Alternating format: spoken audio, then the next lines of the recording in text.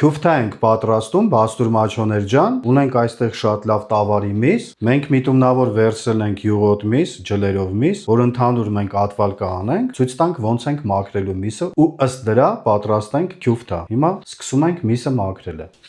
Այս ամբողջ ջլերը հիմա հանում ենք, պետք է բոլորը մաքրենք, ոչ մի հատ ջիլ, ոչ մի հատ յուղ պետք չմնա, կբաժանենք մասերի, մանր կկտրատենք։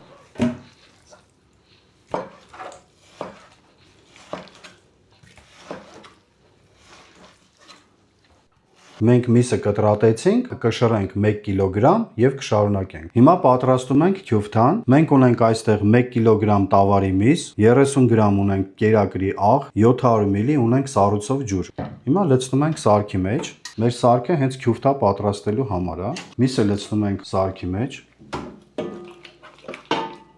Փակում ենք։ Շատ լավ է։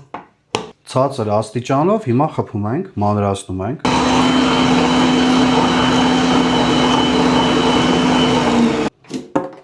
Ահա միսը, ինքը պինդ է արդեն, պետք է մենք մի քիչ խփենք, թուլացնենք։ Լցնում ենք ջուրը, սառույցով։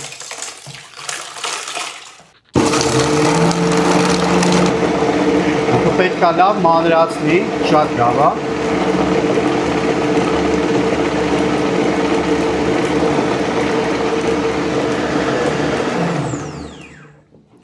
Լցնում ենք աղը, փակում ենք փորիչը։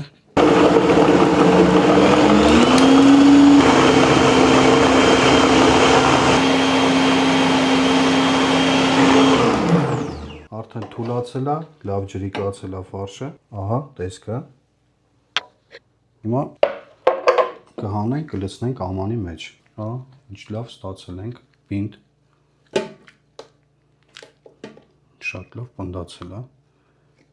Քյուֆթան պատրաստ է արդեն, շատ լավ ստացել ենք, ահա խտությունը, հələ, մասան ստացել ենք շատ լավ, իր գույնը, իր տեսքը։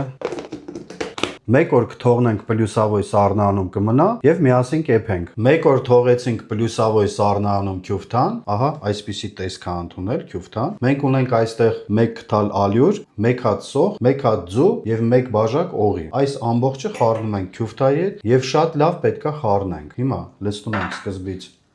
սոխը, 1 հատ ձուն,